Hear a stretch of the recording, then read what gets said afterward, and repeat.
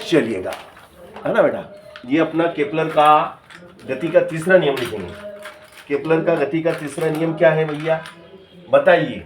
Kepler जी का जो तीसरा नियम है वो ये है, जैसे ये हमारा सूर्य है, क्या है बेटा, ये हमारा सूर्य।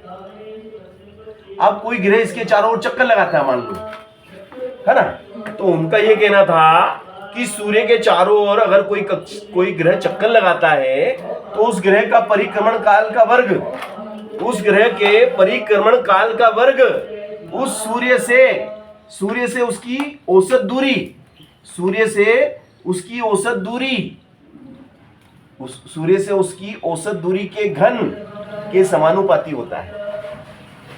केपलर की गति के तीसरे नियमानुसार अगर कोई ग्रह सूर्य का परिक्रमण करता है तो उस ग्रह के परिक्रमण काल का वर्ग सूर्य से उस ग्रह की औसत दूरी के घन के समानुपाती होता है। परिक्रमण काल का वर्ग औसत दूरी के घन के समानुपाती होता है। ये हमारे केपलर का गति का तीसरा नियम है। इसको चाहो तो आप हिंदी में लिख दो, है ना, लिख दो। तीसरा नियम क्या है आपका कि किसी ग्रह के परिक्रमण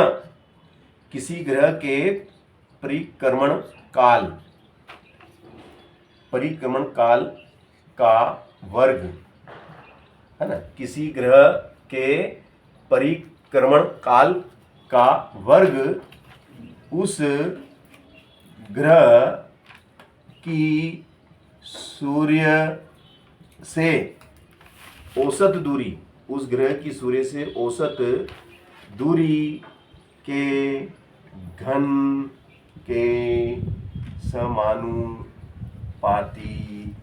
होता है। ये हमारा जो केपलर की गति का तीसरा नियम है, इसे हमने लिख दिया। गणित में भी लिख दो। ये तो हिंदी रूप हो गया, इसका गणितीय रूप हो गया, ये इसका गणितीय रूप है ना। अब यहां से समानुपाती का निशान हटाएंगे तो क्या लगेगा, के लगेगा, के लग गया, यहां लिख देंगे। क्योंकि के क्या है, के एक स्थिरांक है, के एक स्थिरांक है भैया। के हमारा एक स्थिर अंक है। अब इस नियम का हमें प्रतिपादन करना है, इस नियम का हमें निगमन करना है। गुरुत्वाकर्षण के नियम से इसको लाना है, इसे लाना है ना। तो न्यूटन के गुरुत्वाकर्षण नियम से हम इसको लेके आते हैं। देखिएगा कैसे लाते हैं, है ना। ये बहुत सरल है, बहुत सरल तरीके से हम इसको आपको सिद्ध करके दिखाएंगे। देखिएगा, न्यूटन लिखिए, न्यूटन के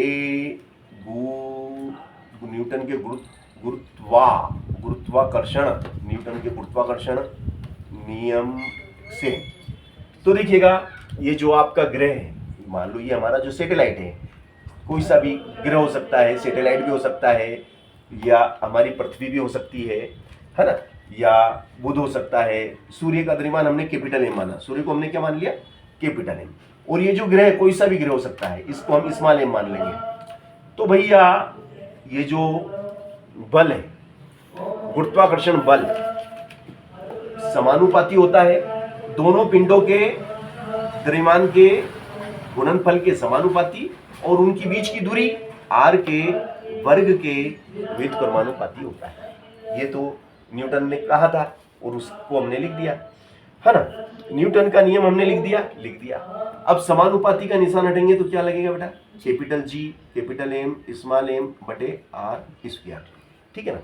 यहाँ पर आगे हम अब भैया जो F है हमारा, जो है ना बल, यह बल ग्रह को वृत्तीय केंद्र के लिए अभिकेंद्रीय बल प्रदान करता है। जैसे अभी देखो, इनके बीच में क्या लग रहा है, आकर्षण बल लग रहा है। वो आकर्षण बल क्या करता है, दोनों पिंडों के बीच लगने वाला आकर्षण बल इस पिंड को एक अभिकेंद्रीय बल प्रदान करता है। क्या प्रदान करता है? अभिकेंद्री। हाँ, तो अभिकेंद्री बल प्रदान करता है। लिखेंगे यहाँ पे दोनों, यह लिख दो, आप चाहो तो ये लिख दो, यह बल, ये से लिख दो, यह बल, यह बल ग्रह को, यह बल ग्रह को वर्तीय गति के लिए, ग्रह को वर्तीय गति के लिए, वर्तीय गति के लिए अभिकेंद्रीय बल प्रदान करता है। अभिकेंद्रीय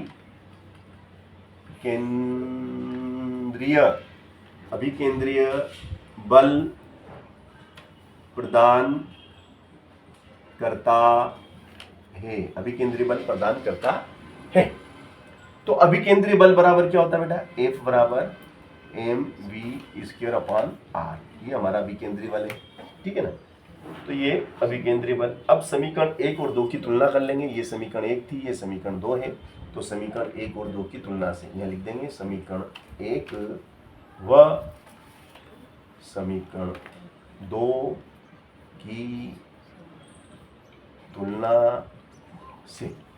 अब इनकी तुलना करेंगे भाई साहब, तो देखिएगा mv²/r बराबर capital G capital M small m/r square, है ना बेटा?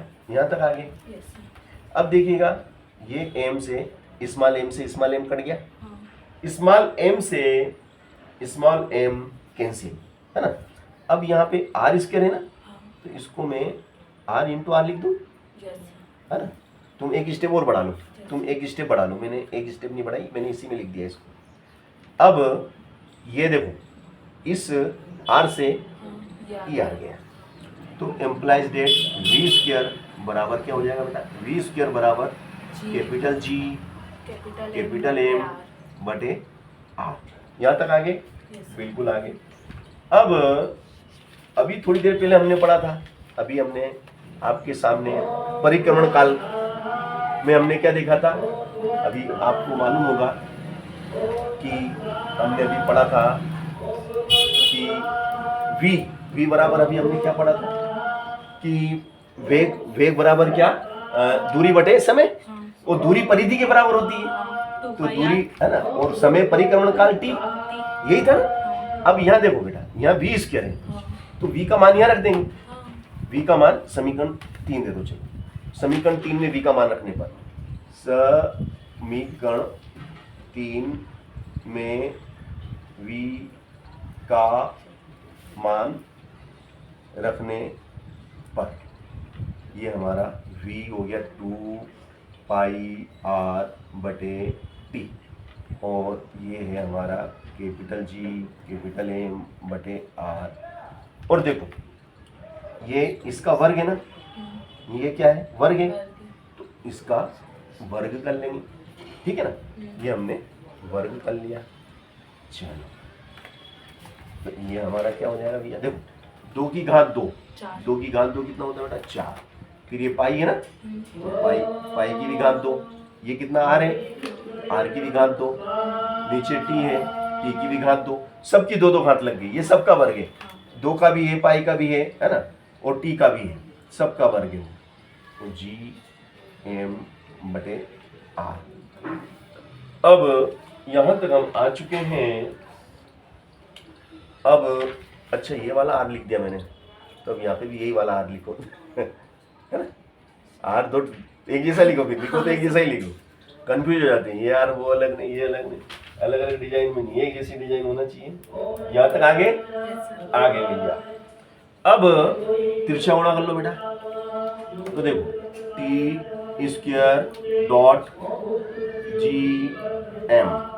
बराबर 4π² r, 2 ये और 1 ये, कितना हो गया? 3, है ना। यहाँ तक आगे। अब देखो गुणा वाली चीज कहाँ जाती है? तो ये पूरा अगली स्टेप में कहाँ पे आ जाएगा? अगली स्टेप में यहाँ पे आ गया, है ना। अब अगली स्टेप में ये यहाँ पर आ चुका है, ठीक है। अब आप ध्यान से देखेंगे तो हम क्या करेंगे कि भैया ये हमारा r की घात 3 है, ये पूरा, इस पूरे को हम k मान लेंगे। क्या मान लेंगे? k मान लेते हैं। तो यह लिख देते हैं t का वर्ग बराबर k r की घात 3, और यह लिख देते हैं चूंकि k बराबर क्या माना हमने? k बराबर माना 4 पाई स्क्वायर बटे जी एम। के बराबर हमारा क्या है?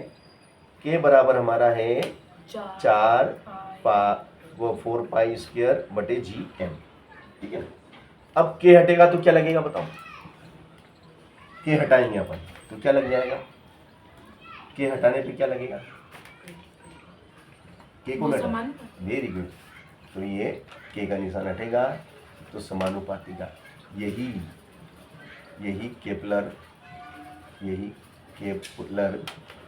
की गति का तीसरा नियम है। ठीक है ना बेटा? तो हमने आपको केपलर की गति का तीसरा नियम भी करके दिखाया। सरल के कठिन है ना? सरल है। अब इन दोनों को एक एक बार और कर दो, हाथों हाथ ही कर दो, तो क्या अभी ताज़ा ताज़ा अपने दिमाग में रहेगा।